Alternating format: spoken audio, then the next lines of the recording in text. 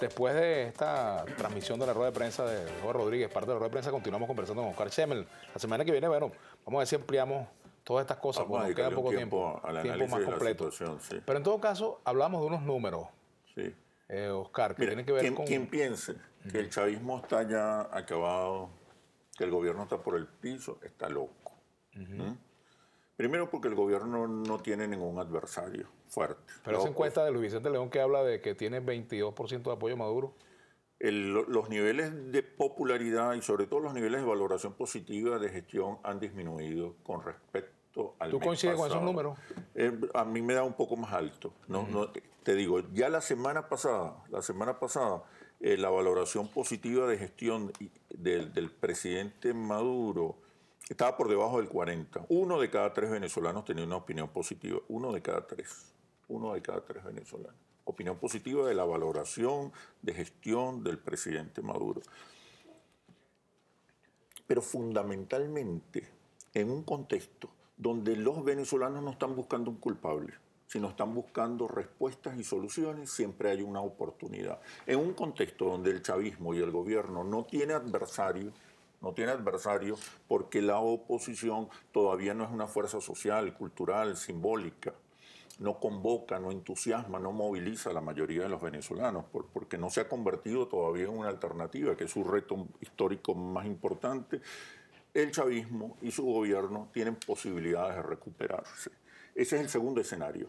Frente a una estrategia de caotización y neurotización de la sociedad venezolana que pretende provocar una ruptura del orden, porque no hay alternativa, hay otro escenario, el de la rectificación y el reimpulso. ¿Tiene tiempo el gobierno de rectificar? El gobierno puede tomar medidas, debería tomar medidas. Y pongo como plazo, digamos, la realización de las elecciones parlamentarias. ¿Para diciembre o para el mes que decide el CNE? Podría haber tiempo, sobre todo por las características de las elecciones parlamentarias, que son con circuito y las maquinarias, las alcaldías, los movimientos sociales, tienen un impacto importante.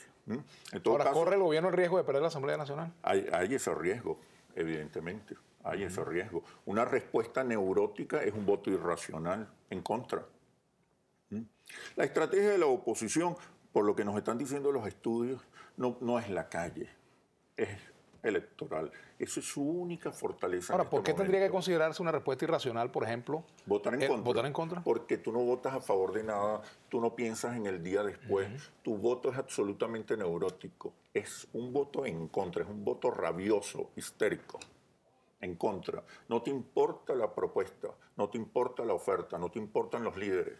Te importa salir de aquello que consideras que te está proporcionando la angustia. Ahora, si ese voto neurótico se concretara, como tú lo llamas, para darle un nombre, quiere decir que entonces el gobierno provocó esa situación, ¿no? La ausencia de medidas. Uno de los retos fundamentales del gobierno, sin necesidad de abandonar el modelo social y político, el carácter popular, revolucionario, socialista del Estado, como lo quieras llamar, es hacer ajustes en la estrategia económica. Ya el mismo presidente Maduro ha anunciado ya desde hace varios meses que hay que liberar las fuerzas productivas, aumentar la producción, crear una cultura del trabajo, fomentar la inversión privada, extranjera y nacional. Entonces, digamos, esa es la receta, con algunas otras medidas que se pueden tomar. Pero es necesario para el gobierno ampliar la base social de apoyo de la revolución, incorporando a otros sectores, fundamentalmente a los sectores productivos, no parasitarios. Ahora, para en una usar coyuntura como esta, del gobierno. En una coyuntura como esta, Oscar, ¿el gobierno gana más provocando la confrontación, estimulando la confrontación o promoviendo el diálogo, el entendimiento, concertación? Y lo mismo vale para la oposición. Sí.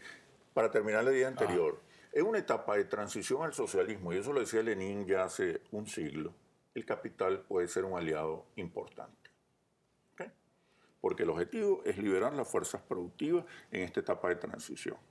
El capital puede ser un aliado importante para la revolución, siempre y cuando la vanguardia revolucionaria, usando los términos que conocemos, mantenga el control, la dirección del Estado y de la política. Me preguntabas Bueno, con respecto a que si efectivamente para el gobierno en una coyuntura como la actual, lo conveniente es promover el diálogo o promover la confrontación. 91% de los venezolanos consideran que la unidad y el diálogo son fundamentales para resolver la crisis. Más del 70%, 3 de cada 4 venezolanos apoya una economía mixta, una economía productiva mixta. Cerca del 90% de los venezolanos considera que una alianza con el sector privado es una de las soluciones fundamentales para salir de la crisis. Es decir, hay un nuevo sujeto social que hace síntesis sobre algunas posiciones que parecen antagónicas. Es un nuevo sujeto social histórico que apoya el modelo de inclusión, pero también apoya un modelo productivo, un modelo económico productivo con participación de la empresa privada.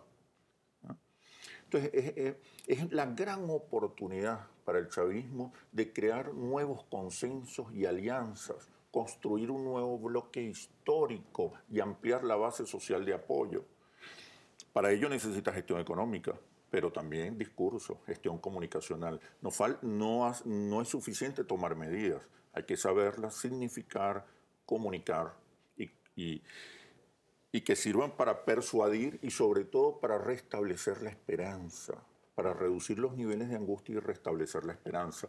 Eso por un lado. Hay que, como dirían los chavistas, hay que iniciar una nueva etapa de la revolución basada en la rectificación y el impulso. También hay que repolarizar, evidentemente. En una confrontación política necesitas un enemigo. Si tú eres igual al otro, ¿qué sentido tiene votar por uno o por otro? Aquí hay participación de la audiencia. Hay que repolarizar al país con otros significados, Luis Santana Campo dice, señor de Interlace, ¿quién genera guerra psicológica a los trabajadores del HUC, del Hospital Clínico Universitario, ya que no le pagan las incidencias laborales? Otro planteamiento. Dice aquí Gregorio Alberto que la guerra psicológica se apoya sobre eventos reales.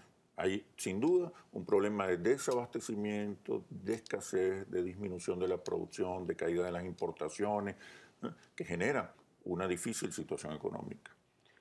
El doctor Carlos Arroyo invita a los productores de carne de res y pollo para que expliquen por qué esos precios tan altos, que son inaccesibles. Gregorio Berto, qué bueno comenzar a seguir a Vladimir a la Una, excelente programa de opinión. Bueno, gracias. Ojalá nos pueda llegar desde Buchibacó, Estado Falcón. Otro planteamiento por aquí. Dice el doctor Carlos Arroyo, el psiquiatra está hablando de muertos hace 20 años, 30 años, que duele, pero fueron pocos y no habla de los miles de hoy. ¿Qué habrán hecho con...? Bueno, este es otro tema aquí que no es pertinente. Otros por aquí. Bueno, preguntas para Jorge Roy, pero cuando le toque. Necesitamos contactar al dueño de Poliflex, entrevistas, somos un consejo comunal de Latillo, eso es otro tema, estimado. Necesitamos otro tema también, el tema de interés, porque tengo siempre la sensación de que el señor Schemel siempre trata de minimizar a la oposición, dice Héctor Acevedo. Porque está minimizada. Yo nunca había, y te lo digo con franqueza y se los digo a ellos también cuando nos reunimos, porque somos amigos, nunca ha habido un liderazgo tan torpe, tan incapaz, tan desconectado de la realidad como el liderazgo que está al frente de la oposición, por lo menos en los últimos 20 años. No entienden. Ahorita quieren calentar la calle y los niveles de respaldo son mínimos. Si la fortaleza de la oposición es electoral, la única que tiene, porque recoge el voto castigo, oye, afínquense ahí. No hay tiempo. No tienen ya tiempo para convencer, persuadir y entusiasmar a los venezolanos. Pero se puede decir que toda la oposición está en esa estrategia. Bueno, hay voceros bien interesantes que han hecho planteamientos bien interesantes, pero en general el liderazgo de la oposición es muy torpe, muy bruto, increíble.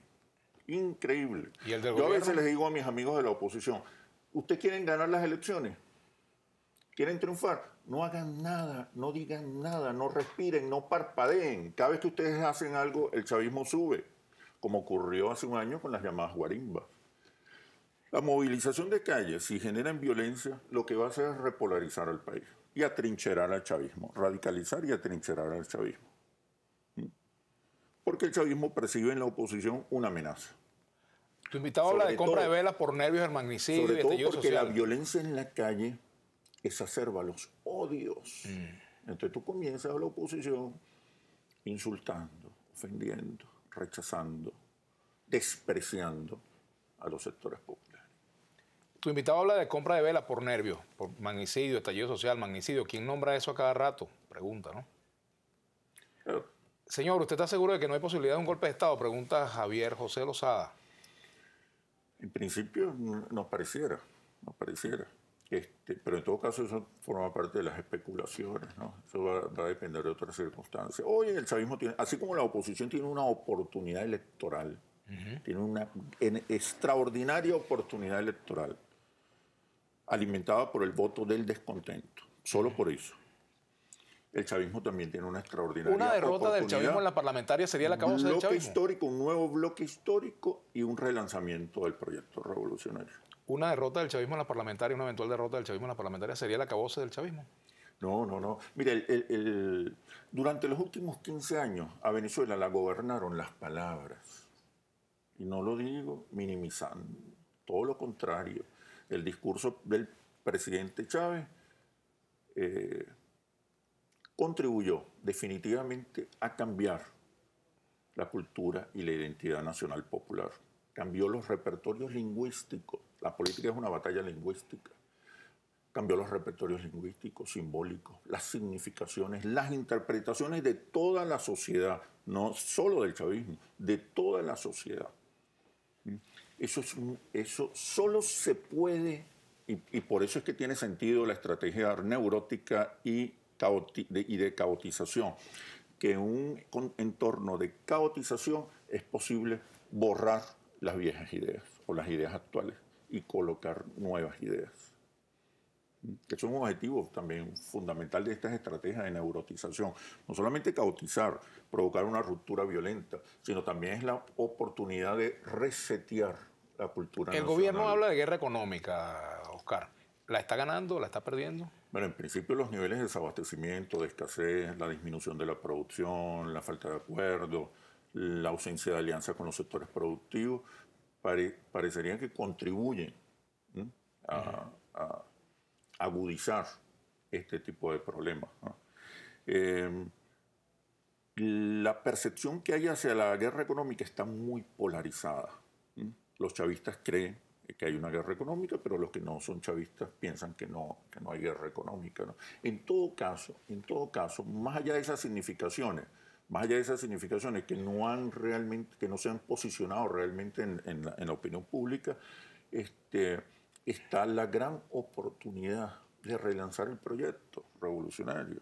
Y por el lado del chavismo, por el lado de la oposición, es aprovechar su única fortaleza, que es hoy electoral, la única que tiene.